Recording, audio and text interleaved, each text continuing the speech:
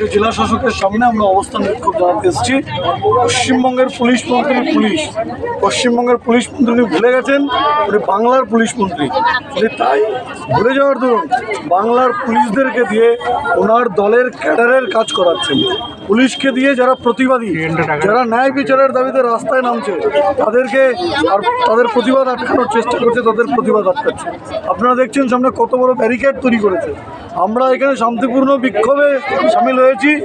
অভয়া, তিলোত্তমা যাই বলেন, আমাদের ঘরের বাড়ির মেয়ের, ঘরের বোনের আমরা ন্যায় বিচারের দাবিতে, অপরাধীদের শাস্তির দাবিতে বিক্ষোভ দেখাতে এসেছি।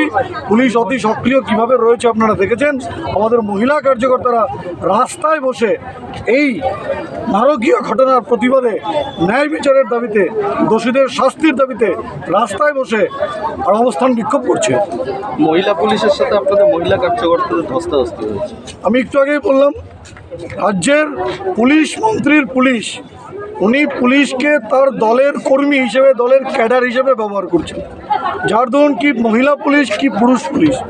আপনারা জানেন এর আগের দিন মহিলা পুলিশ ছাড়া মহিলা কার্যকর্তাদের সাথে পুলিশরা ধস্তাধস্তি করেছে। আমরা এর প্রতিবাদ জানিয়েছি, বিক্ষোভ জানিয়েছি, অভিযোগ জানিয়েছি। তার পরিপ্রেক্ষিতে হয়তো আজকে বেশি করে মহিলা পুলিশ আর মোতায়েন করেছে, কারণ আজকে মহিলা মোর্চার কার্যকর্তারা, আমাদের মহিলা কার্যকর্তারা এই নারকীয় ঘটনা, আরজিকরের নারকীয় ঘটনায় শিউরে উঠেছে। তাই তারা অধিক সংখ্যায় রাস্তায় নেমেছে।